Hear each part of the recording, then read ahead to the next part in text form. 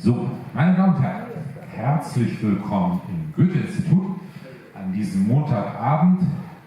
Schön, dass Sie so zahlreich hier erschienen sind zu einem ganz besonderen Abend, der für mich ein kleines Geschenk ist. Und deswegen erstmal ganz herzlich willkommen und wir applaudieren Margarete von Trotta, qui nous fait le grand plaisir.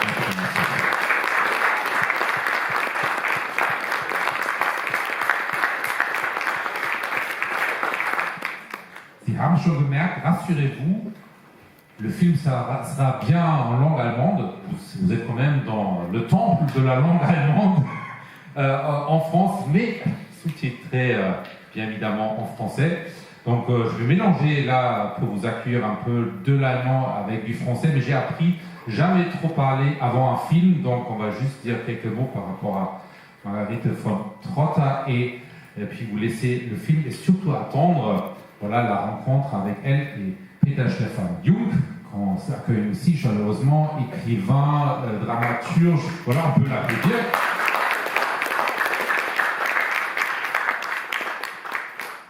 Et surtout, tous les deux, si vous le permettez, vous êtes des amis de la maison depuis longtemps. Pourquoi je ne pense pas qu'il faut expliquer pourquoi faire une rétrospective autour de Margarete von Trotta. Donc, rassurez-vous, je ne fais pas de longs discours par rapport à ce sujet, mais peut-être vous me permettez 2-3 remarques personnelles. Et c'est pour ça que c'est un cadeau de vous avoir ici ce soir au Goethe-Institut.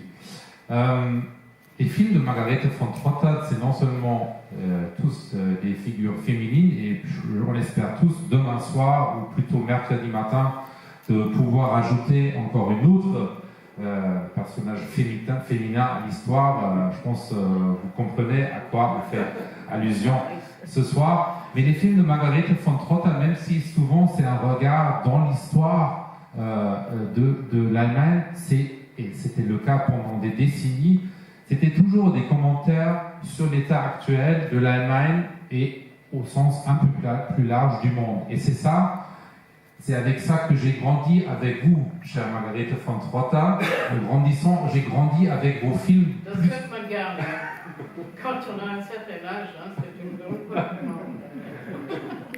C'est pour ça que je me suis dit, tant que je suis encore ici en poste ici, j'insiste sur une rétrospective autour de Margarete von Trotta. Et ça y est, on le réalise ce soir. On commence ce soir avec Die Bleibende Zeit, les années plans, en continuant ce mercredi, toujours à 20h avec Rosa Luxemburg, et avant à clôturer la rétrospective mardi prochain, également à 20h le mardi 12 avec Hannah Arendt. Et vous voyez voilà, la petite chronologie en passant par quelques films de Margarete von Trotta. Je l'ai dit, vous aurez la possibilité d'assister à un échange entre Margarete von Trotta et Peter Stefan Jung à l'issue de ce film.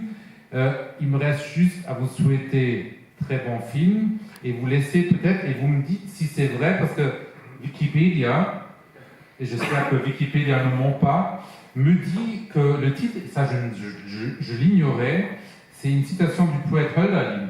C'est bien ça? Die Bleibende Zeit.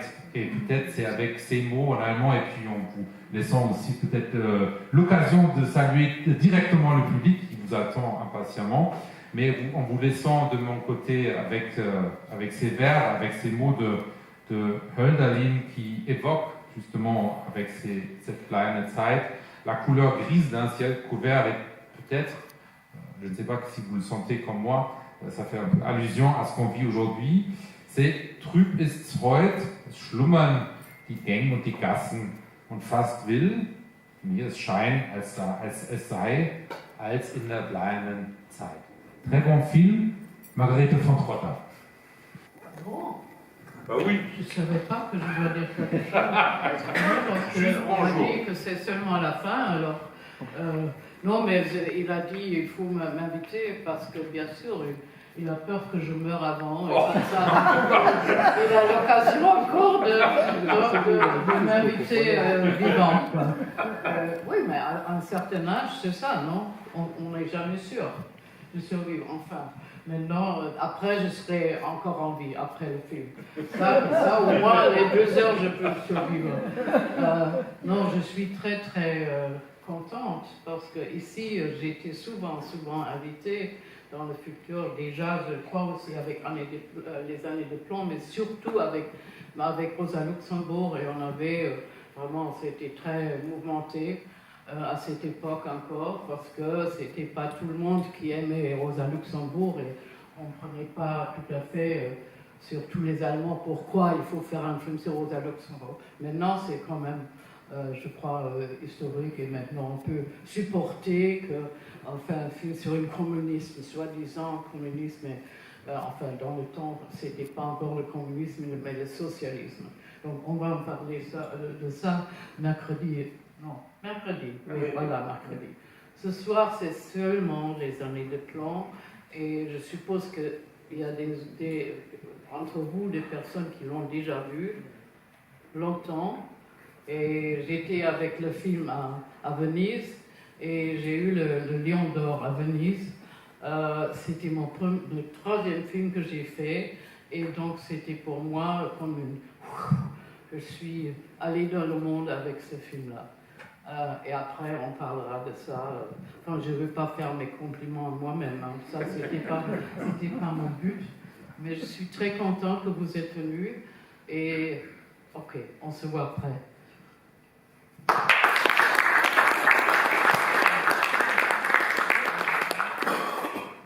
Bon film.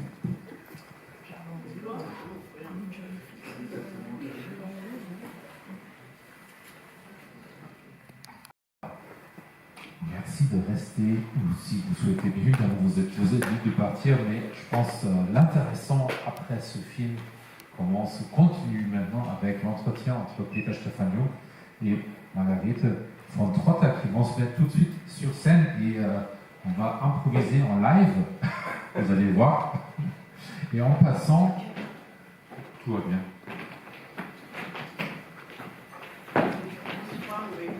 Genau.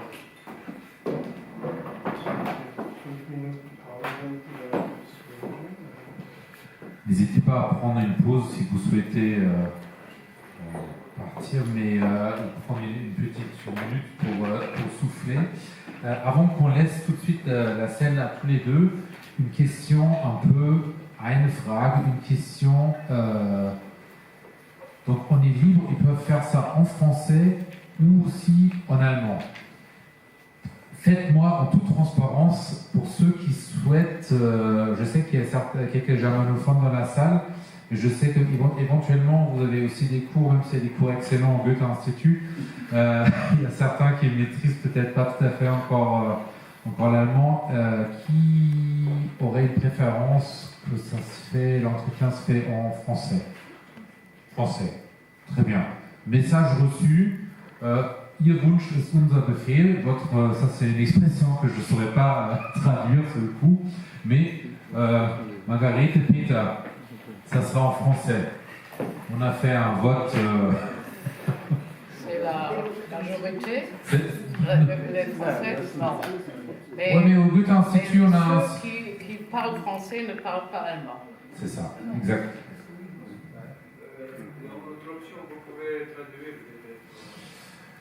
Ça va être très lourd parce que après de traduire toutes les phrases, je pense.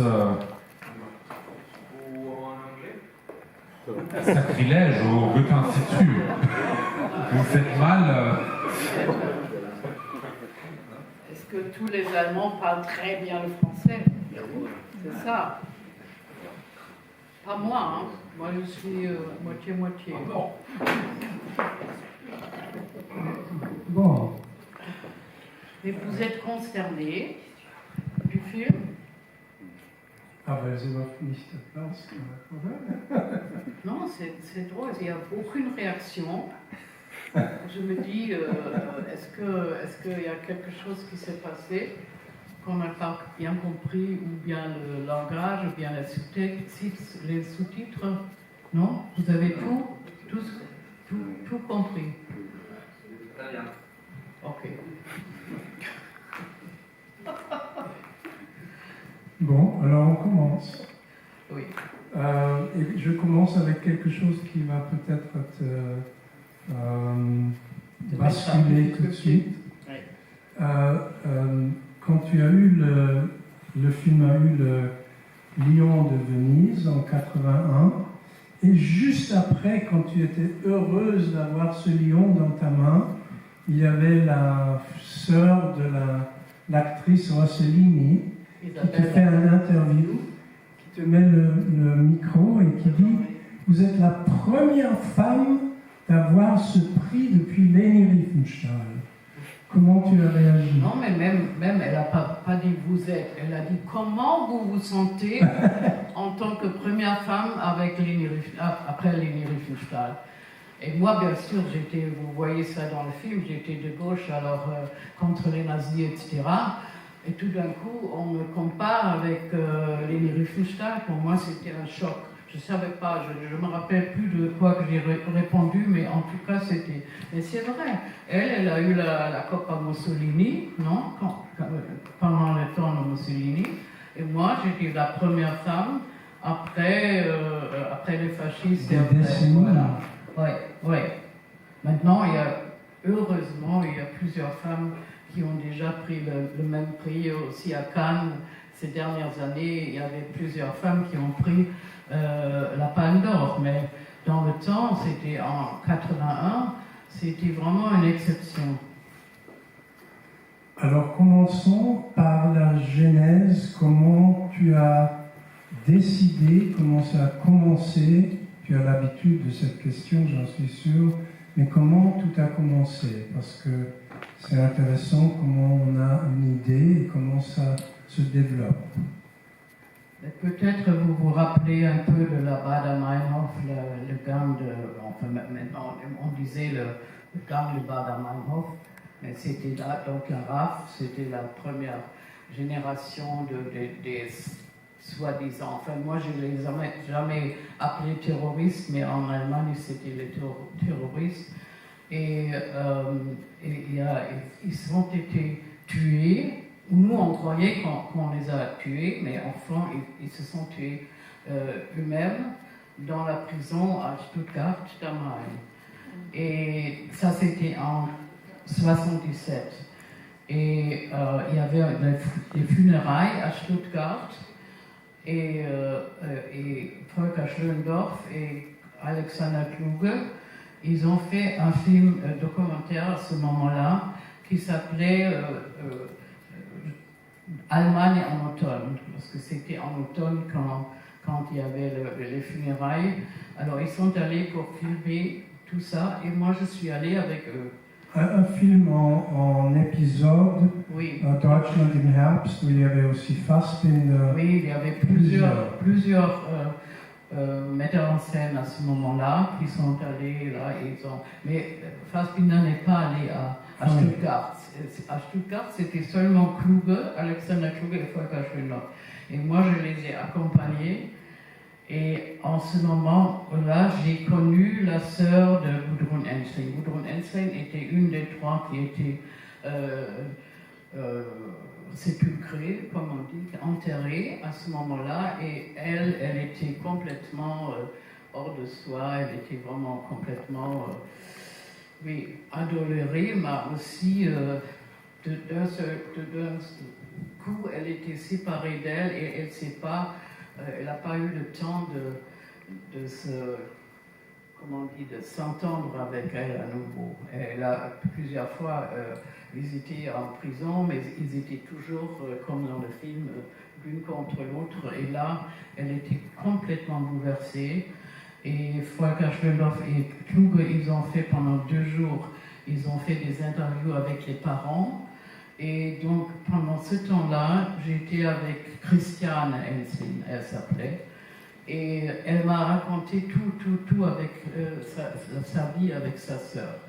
Et ça m'a beaucoup adolorée aussi, parce que je sentais qu'elle était hors d'elle-même et pleine de désespération.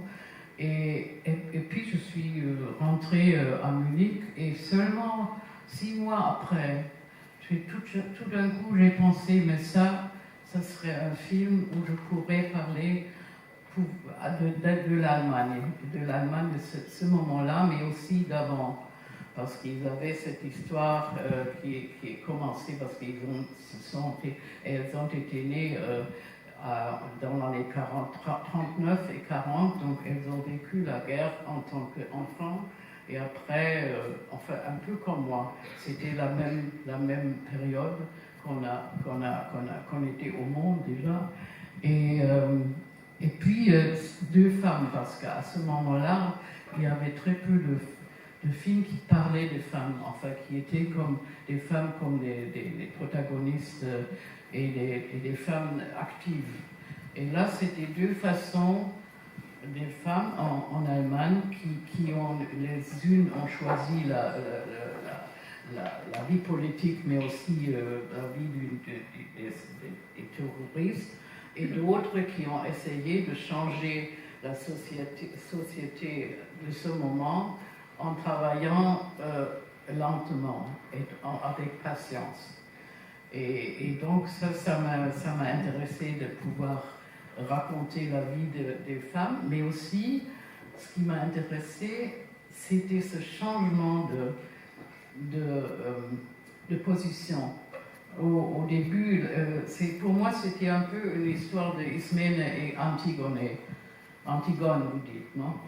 Et elle, la plus âgée, donc Christiane, celle qui survit, était la Antigone, elle était la rebelle dans son enfance ou dans sa jeunesse, et l'autre était plutôt douée, était toujours un peu adaptée, etc. Et tout d'un coup, ça change. Tu avais même un autre titre d'abord, un titre de travail. Oui. Voilà. Je ne sais pas comment c'était en français. C'était le changement. Oui. Der Tausch. Oui. Qu'est-ce que ça veut dire, der Tausch? Le change, oui, le change. Et puis à la fin, j'ai choisi le titre, comme a dit déjà M. Ehlers, c'était... Oui, mais quand j'ai entendu ce titre la première fois, je ne savais pas qu'avec Bleierne Zeit, les années du plomb, tu parlais des années 50. Je pensais que tu parlais des années 70, où toute l'histoire se déroule. Mais oui, j'ai bien compris maintenant que c'est les années 50 où les deux filles ont vécu sous cette cape de plomb, oui, hein. N'est-ce pas, ce ciel de plomb en grandissant. Et je pense le fait que tu as choisi autre nom pour tes héroïnes, ça a beaucoup à faire avec le fait que tu as mis des choses autobiographiques dans ce film. Et peut-être tu peux parler un peu du fait et des éléments autobiographiques dans ce film qui sont les plus évidents pour toi, des choses que tu as vécues. C'est surtout les années 50, parce que oui, chez nous, on n'a rien appris de notre passé. Donc de parler de Hitler ou des nazis ou du national-socialisme à l'école, on n'a rien entendu. C'est seulement à partir des années 65, 68, surtout avec 68, c'est là qu'on a compris ce qui était notre passé, et notre passé terrible. Mais on a quand même, à l'école, dans les années 50, on a quand même senti qu'il y avait quelque chose dans le passé. Et puisque personne nous a expliqué, on ne savait pas ce que c'est. Et moi, j'avais toujours l'impression que je vis sur un ciel de plomb, sur une cape de plomb. Il y avait quelque chose de pesant, mais puisque personne ne nous a expliqué, on ne savait pas nous-mêmes à nous expliquer ce que c'est. On pensait, oui, c'est notre tristesse de jeunesse, c'est quoi, on lisait les poèmes très tristes. Alors, on a eu des explications, mais pas ça. Et donc, un ciel de plomb, et puis j'ai trouvé comme a dit déjà M. Huller, j'ai beaucoup lu Hölderlin à ce moment-là, et donc il dit c'était comme sous un ciel de plomb. Et ça, tout de suite, j'ai compris que c'était ça. Comment on peut comprendre la scène où le père montre le film sur les camps de concentration, la nuit ouvrière, aux enfants, on a l'impression que c'est la naissance. Exactement. Oui. En fait, c'était une question que j'avais. Si tu n'as pas eu cette chance de voir ce Non, film. pas du tout. Nous, personne de nous dans nos classes. Ça, c'était le pasteur, le père de Luffy, qui était pasteur évangélique, protestant, qui était assez sévère dans sa façon de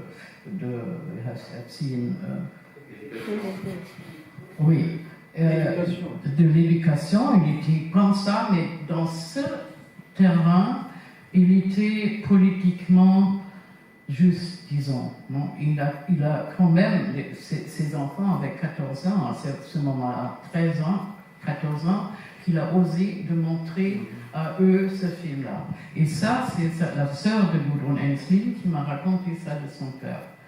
Et de l'autre côté, c'était vraiment un patriarche germanique total. Hein. Il avait même, ça j'ai pas montré dans le film parce que ça me paraissait pas vrai, même pas.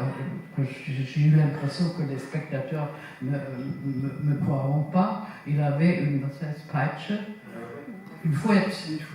une fouette au-dessus de sa table de travail. Et si une de ses enfants, parce qu'ils étaient 7 enfants, tous les enfants, comme les pasteurs ont toujours beaucoup d'enfants, alors il les a frustrés avec cette fouette. Si ils ont fait des fautes. Donc il était d'un côté, il était vraiment le terrible patriote allemand, et de l'autre côté, il avait ce côté de faire voir la vérité de l'Allemagne. Mais la fouette, tu ne voulais pas mettre dans le film parce que les gens n'auraient pas cru que c'est possible. Non, c'est ça. À moi, ça me semblait tellement exagéré que j'ai laissé tomber ce... Mais tu dis que Gudrun Ensslin voulait que tu viennes la voir aux prisons. Oui. Mais elle n'avait aucune idée que tu vas faire ce film. Elle ne pouvait pas savoir. C'est 5 ans avant sa mort qu'elle a demandé. Oui, non, parce que j'ai fait... Même plus. Pourquoi elle voulait que toi, tu viennes la voir? Parce que d'un côté, avant de devenir metteur en scène de cinéma, j'étais actrice. Par exemple, j'ai fait Coup de grâce, si quelqu'un de chez vous peut-être l'a vu, un film de Volker Schlöndorff, d'après Yourcenar, Coup de grâce. Et alors, j'ai été actrice avant, et j'avais fait, au début des années 70, j'avais fait un film où je jouais une sorte de Gudrun Ensslin. J'avais pas le nom d'elle, mais je faisais un acte de mettre une bombe dans un Kaufhaus, dans un grand magasin. Et ce film-là, Gudrun Ensslin était déjà en prison. Et ils avaient le droit aussi de voir la télévision. Ils ont vu ce film-là, et donc elle a pensé, parce que là je jouais presque elle, et c'est pour ça qu'elle voulait me voir. Mais ça m'étonne qu'en prison on a montré... Mais c'était la télévision. Ah oui, le soir de télévision, ils avaient une fois... Je pensais que le prison... Non, c'était pas un vrai film, c'était à la télévision. Et puis, elle savait que on était tous de gauche à ce moment-là, on a fait vraiment des démonstrations, on était assez rebelles, seulement que j'aurais jamais pris une arme, ça c'était exclu pour moi. Mais on était des 68 tard, vous connaissez tout ça de la France, aussi de l'Italie, et donc elle a pensé que peut-être...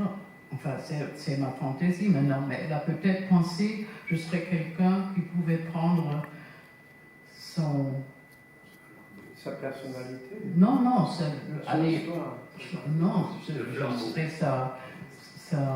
ihre Erbin sozusagen.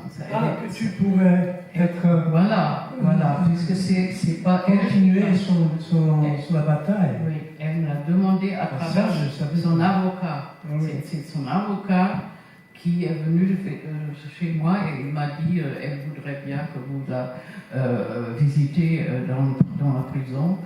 Et moi, je dis non, ça je ne peux pas. Parce que j'avais ce sentiment qu'elle voulait me convaincre de prendre ça. Mais aujourd'hui, Et après, quand elle était morte, j'ai un peu regretté parce que mais tu ça pouvais pas avait été savoir quand qu'elle va même. Non, mais bien sûr, je ne savais si pas que. vite. Ouais. Mais maintenant que tu parles de ta vie actrice, ça nous mène déjà à la question que je me pose toujours, quel était le moment où tu as réalisé que tu veux être metteur en scène? Ou est-ce que tu voulais l'être dès le début? Ou est-ce qu'il y avait ce moment pendant un tournage où tu t'es dit, mais moi je peux faire ça beaucoup mieux, ou je peux le faire également bien? Et n'oublions pas que tu étais marié à Volker Schlöndorff, que tu as fait beaucoup avec lui, mais j'aimerais bien connaître ou comprendre le moment où ça a basculé dans la direction de metteur en scène. Non, mais ça, c'était mon désir. Dès le début, j'ai étudié à Paris. J'avais 18 ans quand je suis venue ici et je suis restée quelques années, enfin toujours avec des pauses entre les moments d'être ici. Mais c'est là, ici, que j'ai découvert le cinéma parce qu'en Allemagne, dans les tard années 50, début années 60, il n'y avait rien du tout. Le nouveau cinéma allemand a commencé en 63, 65. Donc, au début des années 60, il n'y avait que des films assez anodins en Allemagne. Alors, on n'allait pas voir des films, on était au théâtre, à l'opéra, à des concerts, etc. Mais pas au cinéma, c'était vraiment rien. Et alors, je viens en France et j'ai découvert la nouvelle vague française et j'ai découvert beaucoup de cinéma parce que j'ai été amie avec des étudiants français qui allaient plutôt au cinéma qu'à l'université et ils m'ont pris avec eux et c'est le premier film qui m'a vraiment impressionné énormément, c'était le 7e saut de Bergman. Et après que j'ai vu ce film-là, j'ai eu vraiment, j'ai pensé si une fois dans ma vie, dans le futur, je pourrais devenir metteur en scène et faire un film comme Bergman. Trop, mais c'est un désir fondamental, sauf que je l'ai dit à personne, parce que pour une femme, d'abord en tant qu'Allemande, il n'y avait rien encore de cinéma allemand, et en tant que femme, en plus, on ne pouvait pas attendre que quelqu'un te dise oui, fais-le, tu as le droit de faire du film, c'était pas du tout pensable. Je l'ai eu, disons, mis dans mon corps, et puis je suis, en rentrant à Munich, en Allemagne, j'ai commencé à prendre des leçons d'acteurs, d'actrices. Et comme ça, je me suis mis dans la zone, disons, quand le nouveau film allemand a commencé, j'étais déjà actrice et comme ça, j'ai essayé de rentrer dans la zone en tant qu'actrice. Et à un moment où c'était complètement exceptionnel qu'une femme devient metteur en scène. Oui, bien sûr. Tu étais la seule. Non. À cette époque. Non. Il y avait quelques-unes. Mais qui? Helga Sander. Helga Sander, Jutta Brückner, Ulla Stöcker. C'était tous, oui, ils avaient plutôt fait des films documentaires, mais aussi des films. Et moi, j'ai fait des films en tant qu'actrice. Et puisque quand j'ai rencontré Volker, on a fait des films ensemble, moi aussi, toujours comme actrice, mais puis on a commencé à écrire les scénarios ensemble, et puis l'honneur perdu de Katharina Blum, on a fait ensemble en tant que metteur en scène. Oui, mais la production ne voulait pas mettre ton nom ni sur l'affiche, ni sur la propagande. Non, Il y avait tellement Volker Schlöndorff. parce que Volker avait déjà un grand nom et de mettre une femme à côté, c'était impensable. Il pensait que les gens vont mourir, ne vont pas aller voir le film. Et alors j'ai dû me battre beaucoup pour, au moins dans le film même, j'avais un petit titre. Maintenant, tout le monde sait que j'ai vraiment travaillé avec lui, mais j'ai dû le prouver après. Parce qu'après ce film-là, j'ai fait mon premier film toute seule, disons. Et à partir de là, j'ai continué de faire des films. Et à la fin, finalement, on a cru que j'étais vraiment une metteur en scène déjà quand on a fait le Katharina Blum. Oui. Et maintenant, en Italie, par exemple, ils croient que c'était moi qui a fait le film. Et pas seul. Parce que c'est Katharina Blum, c'est un nom de femme, non? Et parce que j'ai fait Rosa Luxemburg, Hannah Arendt, toujours des noms de femmes, alors ils pensent, oh oui, bien sûr, c'était elle qui l'a fait. Alors ça, c'est un petit, la petite revanche. À propos, si c'est pas trop personnel, mais je suis indiscret, comment Volker Schlöndorff a réagi quand tu avais tes premiers succès? Et avec... Pardon. Avec Die bleibende Zeit, c'était un succès mondial. Ouais. Comment a-t-il réagi à tes succès? Mais toujours schizophrénique. Il était toujours un peu comme ça. Le premier film que j'ai fait, je l'ai fait en 16 mm. Il m'a aidé de le faire, et puis il ne voulait pas que je le montre au cinéma. Il voulait tout de suite que je vais à la télévision avec le film. Alors j'ai dit non, parce qu'une fois à la télévision, on ne te laisse plus faire du cinéma pour le cinéma. Alors je savais que je dois aller au cinéma avec. Et comme ça, c'était toujours, il a aidé, mais il était aussi, parce que j'étais une très bonne assistante, mais il a perdu une assistante aussi. Et une assistante n'a pas de nom. Hein. Elle est là, elle fait beaucoup de choses, mais elle n'apparaît pas. Et quand j'ai eu le prix à Venise, il était très content d'un côté, mais de l'autre côté, bien sûr, une femme qui devient à la hauteur de lui, c'était quand même un peu trop. Hein. C'est pour les hommes de cette époque, c'était presque impensable, non? Vous le savez tous que c'était comme ça. Pas seulement les hommes.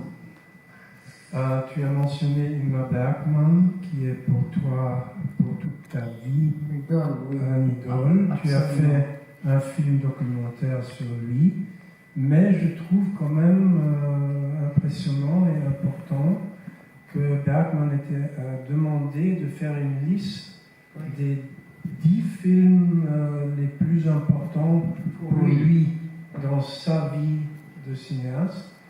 Et un de ces films était un film qui s'appelle Die bleibende Zeit.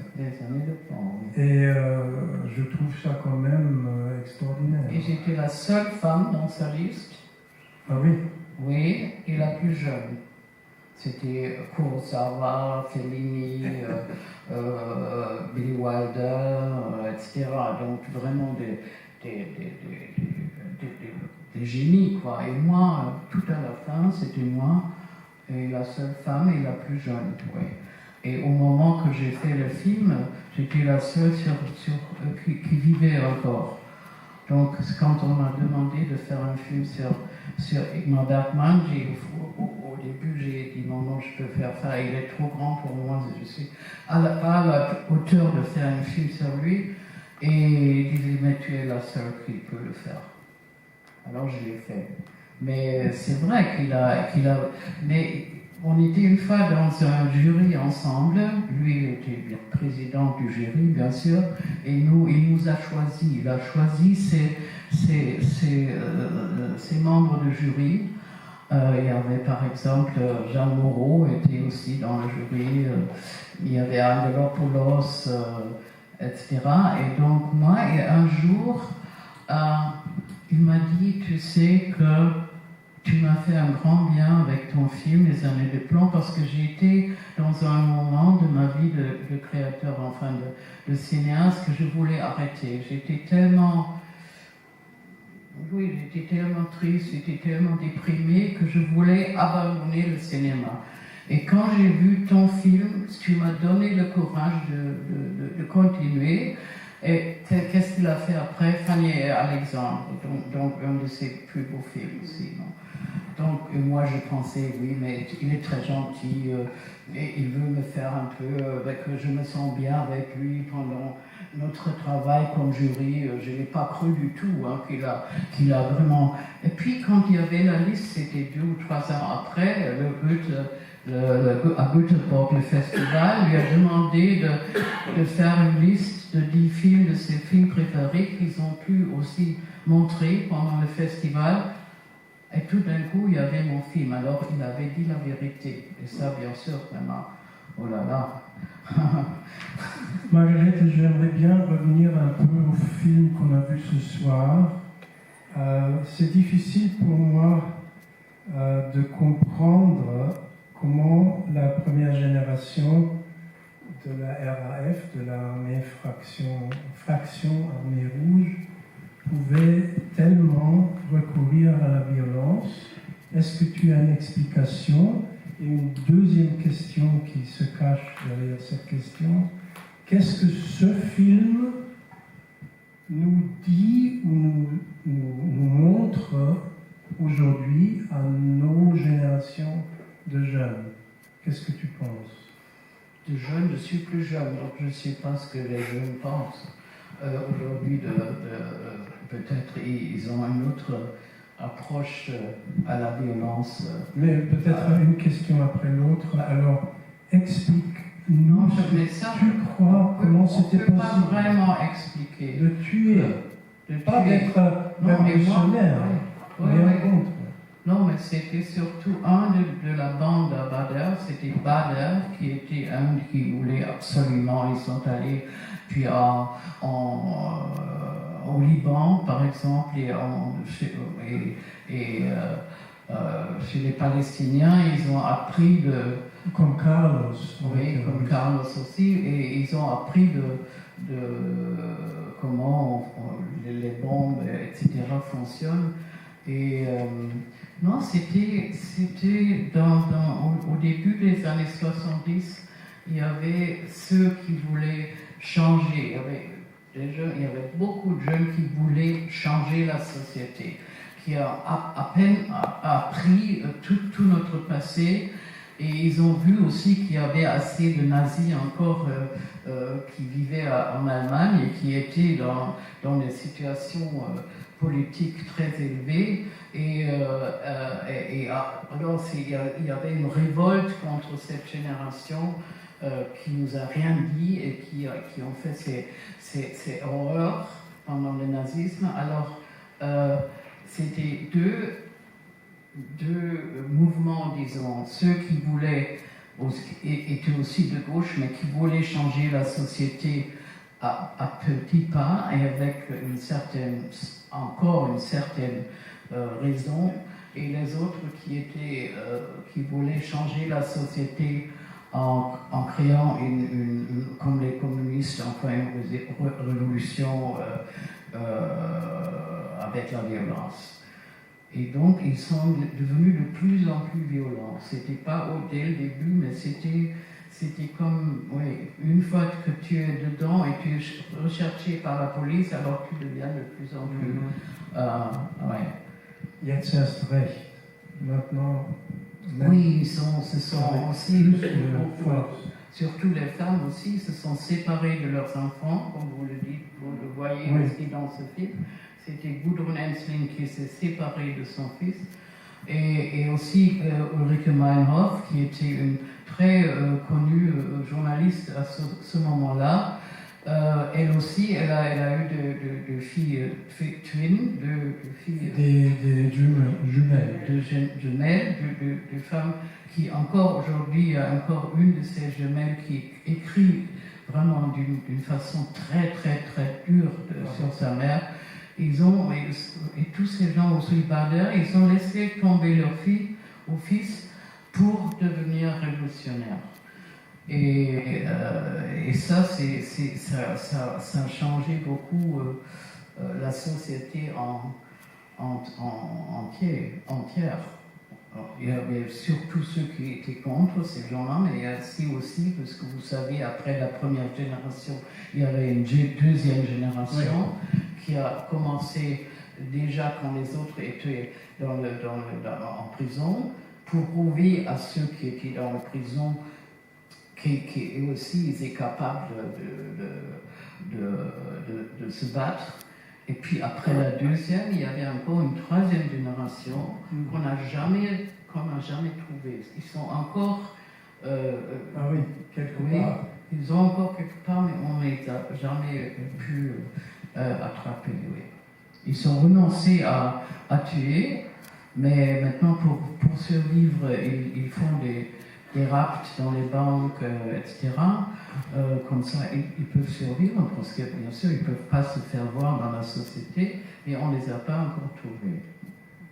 Et tu l'as dit... Donc, le prochain film est là-dessus. Si je peux le faire. Une des raisons principales pour qu'il devenait si farouche était les années du nazisme, que c'était une des éléments les plus importants. Mais tu as aussi dit que tu penses que la guerre au Vietnam a joué un rôle. Absolument, aussi, oui. Oui, parce que, et ça, puisque moi je suis née à Berlin et ma mère m'a raconté qu'en tant que bébé, en tant que petit enfant, j'étais toujours, on m'a mis toujours dans les cells, dans les caves contre les bombes. Et à la fin, à Berlin, il y avait 4 fois par jour, il y avait des bombardements. Alors on était plutôt dans les caves. Dans les caves enfin, j'imagine, j'ai pas de vrais souvenirs, mais j'imagine quand on venait, comme maintenant à Gaza ou au Liban, on ne sait pas si le jour après on est encore à vie ou à Kiev, si on est encore, ou si la maison qui te tombe dessus. Alors, et là, cette génération, la première génération, qui a encore vécu ça, non? Et là, en tant qu'enfant, tu ne sais pas de quelle part tu es, tu ne sais pas si tes parents sont coupables ou qui est coupable, tu ne peux pas t'orienter, tu es juste une victime de la violence. Et là, quand ils voient les violences de la guerre en Vietnam, et on voit bien là aussi dans les documentaires, quand on a vu les enfants avec le napalm sur le corps, etc. C'est là qu'ils ont fait la connexion, non, avec leur propre enfance. Et c'est là qu'ils ont commencé surtout. Ça a été une grande raison de devenir révolutionnaire, oui. Et Marianne a dit une fois, tu verras, dans 10 ou 20 ans, on va comprendre ce qu'on fait. Mais est-ce qu'on comprend 40 ans plus tard? Non, justement. Non, mais ça, c'est une vraie phrase que c'était pas d'ailleurs de Gudrun Ensslin, mais c'était de Ulrike Meinhof, qui a dit dans 20 ans, on va voir que nous, on avait raison. Et ça, elle le dit à sa sœur dans la prison. Et si je pense aujourd'hui, 20 ans, maintenant c'est 40 ans, 40 ans, et bien sûr, on sait qu'ils n'avaient pas raison. Elles n'avaient pas raison et ils n'avaient pas raison. Parce que la violence, ça ne peut jamais avoir raison, je trouve. Et Christian, on a une question. Oui. Oui, Mais de toute façon, on va prendre votre question, mais dans 5 à 10 minutes, on va ouvrir. Mais demandez maintenant. Oui, dites. Sauf qu'il faut avec le micro, je ne comprends pas. Du coup, ma question, c'était justement là-dessus, parce que on n'est pas de la même génération et on n'avait pas le même point de vue non plus sur la faction Armée Rouge. J'avais regardé un film il y a quelques temps qui était sorti en 2015, il me semble, qui s'appelait Une jeunesse allemande, dans lequel c'était un film documentaire à partir d'extraits, notamment d'interviews, de prises de parole publiques de Ulrike Meinhof et où justement il était développé ce qu'elle pensait et ce qu'elle voulait dire. Et ce que j'en avais tiré de ce film, c'était que l'intention de la RAF, c'était de combattre le renouveau aussi du fascisme et que son omniprésence dans la société était à combattre et que c'était aussi ce retour du fascisme qui voulait combattre et empêcher d'advenir, notamment avec le Axel Springer, qui détenait une part absolument folle des médias. Et aujourd'hui, je trouve que dans cette critique-là, il y a des choses, quand vous dites dans 20-30 ans, peut-être qu'on comprendra, peut-être que c'était ça, en fait, cette idée que, oui, aujourd'hui, oui, le fascisme, il est là, et il ne nous attend pas.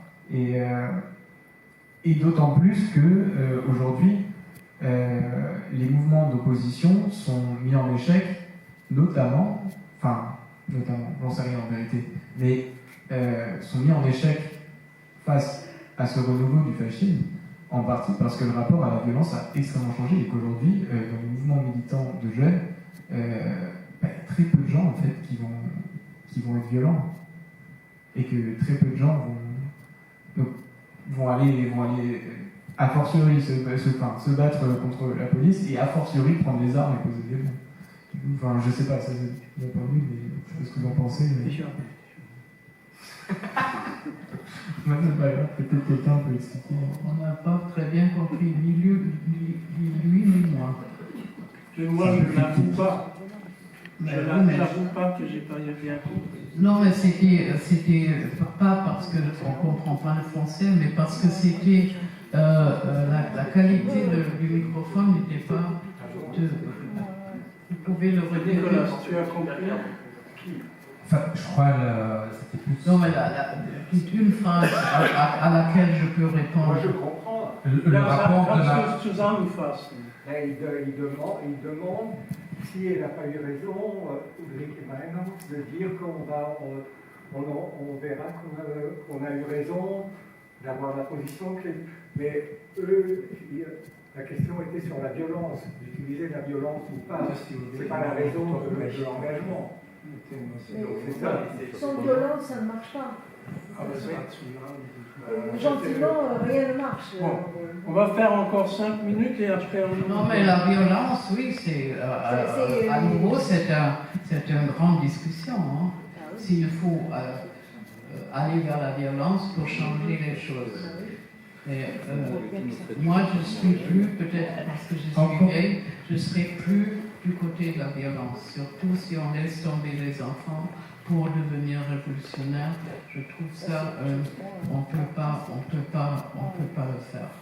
Et quelle violence? Quel type de violence? Marguerite, une question que j'ai à te poser concernant les 3 qui étaient morts en 77. Tout le monde à l'époque, et oui, je sais, moi inclus, oui. Pensait qu'ils étaient tués par l'État allemand. Oui. Qu'est-ce que tu as cru et qu'est-ce que tu crois aujourd'hui? Au début, bien sûr, nous tous, enfin, pas tous, pas ceux de la droite, bien sûr, mais tous les gens de gauche ont pensé que c'était l'État qui a tué les 3, enfin, parce que, et pourquoi on l'a cru? Parce que les nazis ont tué facilement. C'était dans notre peuple, c'était ça, la possibilité d'être violent et de tuer les adversaires, c'était normal. Alors on a pensé à ça. C'était la première. Et aussi la sœur, la vraie sœur de Gudrun Ensslin a pensé ça et elle a fait cette recherche dont vous avez vu dans le film. Pendant des années, elle a fait ça. Et après 10 années de recherche, elle m'a dit non, maintenant, moi aussi, je crois qu'ils se sont tués eux-mêmes. Et est-ce qu'on est sûr aujourd'hui? Oui, c'est absolument sûr. Oui. Mais pourquoi on a pu croire si facilement ça avait Et affaire on avec n'était pas notre surpris que les histoire. Allemands faisaient Voilà, une voilà. chose pareille. Alors, excuse-moi, mais on a toujours su que l'État est capable de faire Mais des bien choses sûr, comme ça. bien sûr. Oui. Comme ça. Alors, Aujourd'hui, je question. ne dirais pas. Aujourd'hui, l'Allemagne n'est plus capable de faire ça. Mais dans le temps, on croyait À ça. l'époque, Ouais. encore une chose, la sœur de Gudrun Hensling, qui t'a tellement parlé et raconté, heureusement, qu'est-ce que tu aurais fait si elle n'était pas heureuse avec le film? Est-ce que ça aurait été un choc? Non, mais d'abord, je lui ai demandé si elle est d'accord que je fais un film ou que j'ai écrit un film. Elle était d'accord. Puis je lui ai montré le scénario et elle m'a aussi encore donné quelques conseils. Elle m'a encore ajouté quelque chose que je n'avais pas dans le... Mais ce qui est très drôle, qu'elle m'a dit, mais je t'ai jamais raconté que j'ai eu la nouvelle de la mort de ma sœur en Sicile. Et elle ne l'avait pas raconté. Moi, je croyais que je l'ai inventé, mais c'était comme ça. Donc, je me suis tellement mis dans elle et dans son, je sais pas, dans son âme, dans ses pensées, etc., que j'ai deviné ça. C'est quand même drôle. Hein? Et quand le film était fait et coupé et tout, monté, on dit pas coupé, monté, edited. Monté, oui. Ouais. Je l'ai fait voir le film à elle et elle était très, très, très d'accord et très contente. Et je dis parce que si tu es d'accord, je vais te le dédicacer. Et c'est pour Christiane, au début, c'est pour elle que je l'ai fait. Elle est morte toute récemment. Elle est morte il y a 2 ou 3 ans, oui. Bon. Et on était amis jusqu'à la fin de ça. Ah oui, ah oui, ah oui. Alors j'ai encore beaucoup de questions. Je vois, Mais- regardez.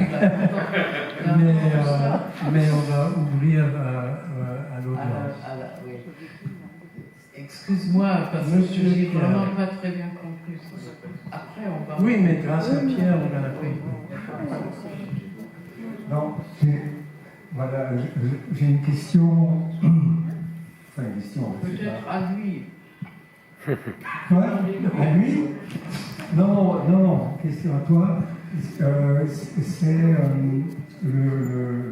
le copain de la sœur, hein, Oui. joué par Rudy Vogel. Est-ce que, parce que je le trouve assez insupportable, hein, donc ça c'est personnel. Comment? Je le trouve assez insupportable comme personnage. Insupportable. Ah oui. Et Tu le trouves oui, insupportable. oui. Maintenant ou dans le temps?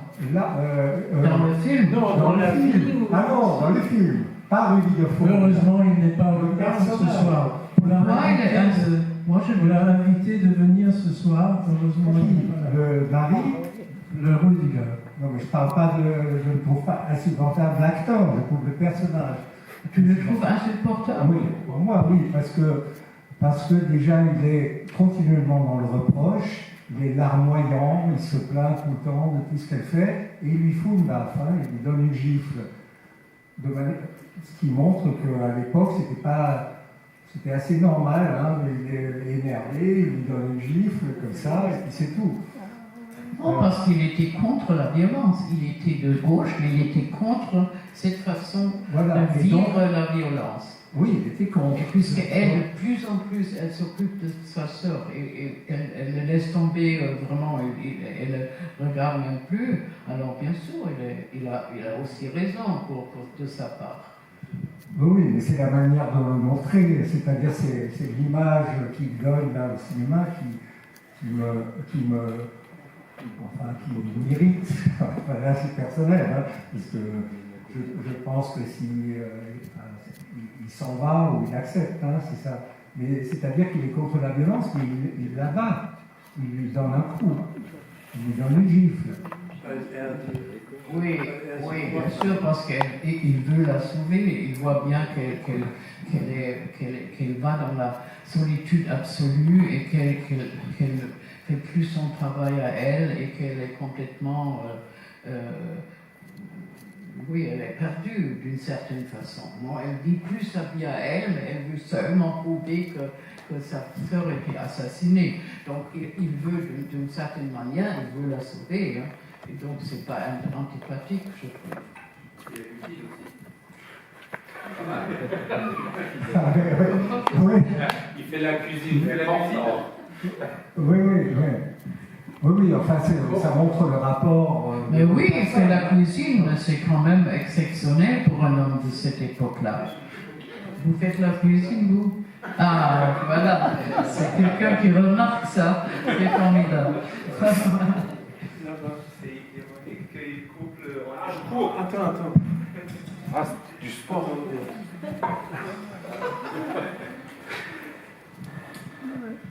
Est-ce que vous avez choisi l'oignon c'était pas par hasard de l'oignon comme une excuse d'être émotionnel pour un homme de cette époque? Ah, das ist De pleurer. hat ihm wenigstens die Möglichkeit gegeben zu weinen als Mann. Très bonne remarque, oui. Alors vous faites aussi les cigouillettes et vous pleurez avec. Nicolas, ouais. Est-ce que l'histoire du petit Yann est exacte? Est-ce que vous avez une explication quand il est brûlé? Et la deuxième question, c'est comment le film a été reçu en Allemagne? Stimmt die Geschichte von Jan und wie ist der Film aufgenommen Ja, non, c'était même plus terrible parce que c'était pas le feu, mais c'était la Säure. L'acide. On lui a jeté de l'acide. Et jusqu'à aujourd'hui, il a des cicatrices. Et moi, je ne voulais pas faire un petit monstre parce que je voulais qu'à la fin, on ne voit pas ses cicatrices, mais on voit les cicatrices intérieures. Et quand il dit maintenant, commence, raconte, je veux savoir tout. Donc c'est un peu comme nous qui ont voulu savoir tout de nos parents et des crimes de nos parents. Et là, tout d'un coup, il dit, je veux savoir tout, commence. Alors, l'histoire de l'Allemagne recommence à nouveau. Wie wurde der Film aufgenommen in Deutschland? Gut, non, c'était... Mais parce que ça m'a bien sûr aidé d'avoir le Lion d'Or de Venise, alors autrement, je ne sais pas. C'est la presse de droite qui m'a assez donné des coups, oui. Alors, de la gauche, on t'a attaqué? Oui, de la gauche, les compagnons de la RAF, ils m'ont tapé dessus parce qu'ils m'ont dit j'ai fait de l'argent avec leur douleur, parce que le film avait du succès. Si j'avais eu aucun succès, sûrement je serais devenue l'icône, mais là j'avais du succès et ça n'allait pas. Et de l'autre côté, bien sûr, Bild Zeitung, Welt, etc. Bon, j'ai eu des mais ça, je m'attendais à ça n'a rien fait. On avait fait à Katharina Blum avant, alors on savait de ce qu'ils ont capable. Merci beaucoup pour ce film. Je veux dire une chose, je l'ai encore dans les mains, je voulais applaudir, et il y a eu un petit moment de suspens dans toute l'audience. En fait, j'avais une question sur un moment du film où Mariam dit à sa sœur on fait quelque chose de nouveau, il n'y a plus d'histoire, et sa sœur dit si, il y a l'histoire de la famille, elle est aussi réelle. Alors, oui. La question de l'histoire revient plusieurs fois. D'abord, le film finit en disant on va recommencer. En plus, il y a ce titre de Hölderlin, et on sait à quel point le temps est important, et la terre est importante pour Hölderlin. Donc, j'ai envie de mettre cette question aussi dans la perspective de la personne qui intervenait tout à l'heure. Et est-ce qu'aujourd'hui, il y a quelque chose de de complètement nouveau qu'on doit construire, ou bien on est toujours attaché à cette histoire. C'est la question Oui, c'est que me la pose ce question film. qu'on se pose en ce moment. Vous avez vu les élections en Allemagne, dans les ex-pays de la DDR, non, de l'Allemagne de l'Est. C'est ahurissant, hein, le chiffre des AfD, non, de ce parti de droite, d'extrême droite. Pour moi, c'est des fascistes. Donc de voir que les jeunes, surtout les jeunes, ceux de 20 ans qui ont voté pour ce parti-là à l'Est. Je ne sais pas comment ça va être dans les nouvelles élections aussi à l'Ouest, mais c'est très angoissant pour moi. C'est très angoissant. Oui. Excusez-moi pour parler allemand.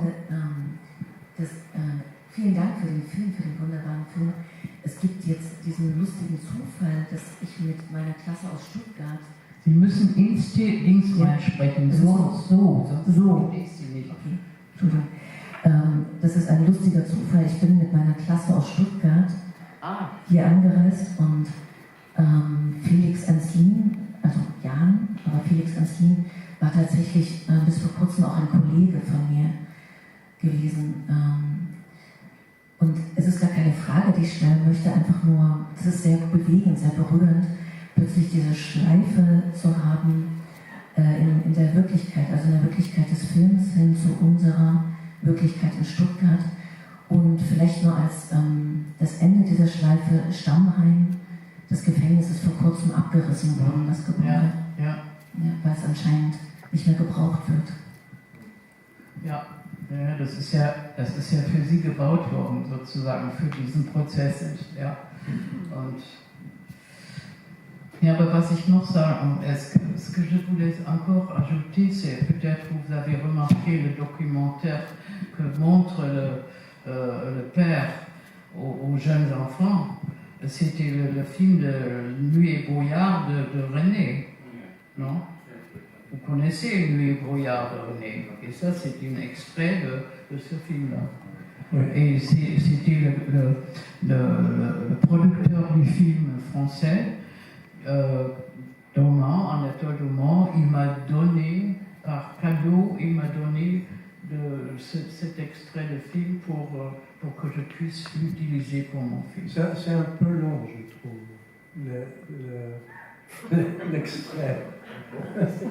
C'est un peu trop long, d'après moi. Si j'étais à côté de toi, non, parce que dans la salle de montage, j'aurais dit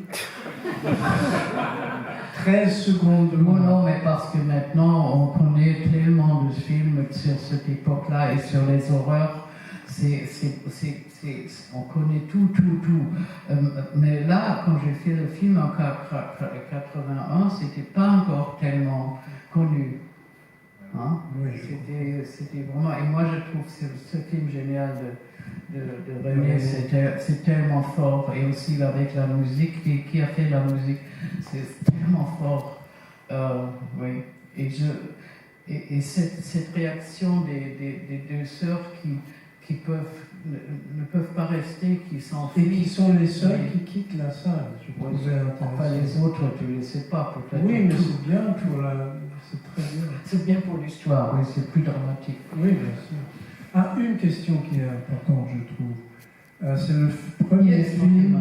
Oui, le premier film que tu as fait avec Barbara Sukowa. Oui. Maintenant, ce sont 7, je pense. 7 films qu'on a fait. Vous allez voir, si vous revenez, on ne sait pas, jamais, oui. Mais Rosa Luxemburg, c'est elle, et Hannah Arendt, c'est elle. Donc j'ai fait déjà 7 films avec cette femme-là, parce que pour moi, c'est la plus géniale actrice. Enfin, là aussi, l'autre ici, sa sœur Jutta Lampus, c'était une des plus grandes actrices du théâtre de Peter Stein à Berlin, non, la Schaubühne. Et elle a fait très peu de films. Elle était une grande actrice de théâtre. Et je crois qu'elle a fait que 2 films avec moi. 3 films on a fait ensemble, c'était tout. Donc, non, mais je voulais te poser la question à propos de Barbara, que pendant le tournage, elle était assez distante et ne voulait pas avoir des conversations trop personnelles, privées. Elle restait distante. Même agressif contre sa sœur, enfin l'actrice qui fait sa sœur contre moi, elle se séparait. Et je pensais au mon Dieu. Tu as même dit que oui, je ne peux plus travailler avec elle. C'est terrible. C'est une femme. Enfin, elle était juste pour le rôle, mais alors après j'ai fait Rosa Luxembourg avec elle. Et là, je ne voulais pas. J'ai cherché un peu partout, aussi en Pologne, etc. J'ai trouvé personne et à la fin, j'ai dit alors c'est toi qui dois le faire. Et là, elle est devenue totalement une autre femme. Et j'ai compris qu'elle devient tellement le personnage qu'elle se confond avec le personnage. Et pour ça, j'étais un peu ahurie pendant le tournage. Mais après, aussi pour Hannah Arendt, vous allez voir peut-être si vous revenez, elle parlait avec cet accent terriblement... un accent allemand en anglais, c'est terrible, non? C'est comme pour les films, les Américains, quand ils mettent des nazis dans le film, ils ont cet accent-là, non? Terrible. Et elle parlait vraiment comme ça, Arendt, même pire. Et Barbara, elle a commencé 3 mois avant qu'on a fait le film de parler comme ça, en anglais. Elle vit à New York, elle a eu des enfants à New York, son mari était américain, donc ils étaient fous. Ils disaient laisse ça, c'est terrible, on ne peut plus entendre. Non, et comme ça, quand on a commencé le film, c'était déjà, elle était habituée à ce langage. Non, elle n'a pas dû, d'un jour à l'autre, devenir, non, c'était devenir sa langue. Et c'est comme ça qu'elle travaille, et ça, je trouve formidable. Enfin, on va en reparler quand vous allez voir les autres dans les scènes qui suivent. Ok, une autre question. Oui, là. Oui, moi je voulais vous dire que j'avais vu votre film par hasard à Schwerin et en fait j'étais là-bas parce que j'apprends l'allemand et j'apprends l'allemand parce que ma grand-mère m'a toujours parlé allemand, mais en réalité elle était italienne et elle a refusé de me parler allemand parce qu'elle était proche des Brigades Rouges en Italie. Et donc cette décision de me parler allemand qui avait influencé toute ma vie, en fin de compte, et qui influence toujours aujourd'hui, je me suis retrouvé là-bas dans cette salle et je suis sorti complètement effondré. Et je pense que quand vous parlez de l'effet qu'ont eu les exactions de Ulrike Meinhof et de toute la Paula Meinhof, parlons comme ça. Pardon. Ce que je voulais dire, c'était que, moi, à titre personnel, mais je pense encore pour d'autres gens de ma génération, peut-être que le film il porte un message qui, à cette époque-là, était en écho avec le nazisme, une histoire qui n'était pas forcément dite, et que maintenant, moi, ça m'a permis aussi de comprendre ma grand-mère, et de comprendre pourquoi elle n'avait pas fait ça, pourquoi elle n'avait pas parlé, pourquoi elle avait tout gardé pour elle, et c'est ça, je pense, qui peut-être même pour notre génération perçoit ce film-là différemment comme un chef-d'œuvre, mais qu'il y aura toujours un comme pour la génération, la vôtre et celle qui l'a vu à sa sortie. Voilà. Merci. Vous comprenez mieux maintenant votre grand-mère. Oui, en fait, elle est décédée avant qu'on ait pu en parler, mais moi ça m'a permis de comprendre ça par un complet hasard et de faire la liaison aussi entre toute cette histoire-là et son histoire personnelle. Et je pense que c'est très particulier comme situation, mais je pense que ça peut être peut-être le cas pour beaucoup de gens de ma génération qui ont cette histoire-là qui n'a jamais été dite en fin de compte, et que ça permet encore aujourd'hui de faire la liaison. Merci. C'est une très bonne fin, non, de conversation. Oh non. Das finde ich auch. Donc, merci beaucoup d'avoir... Merci à vous deux.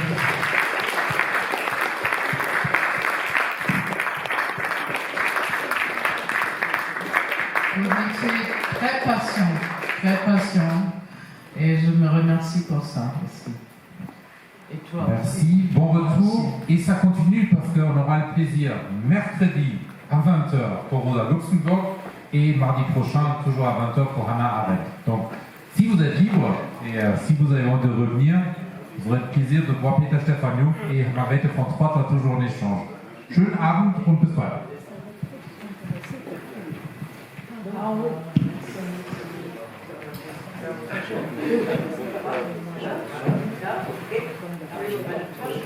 Peter nimmt die Messe. Peter nimmt die Taschen.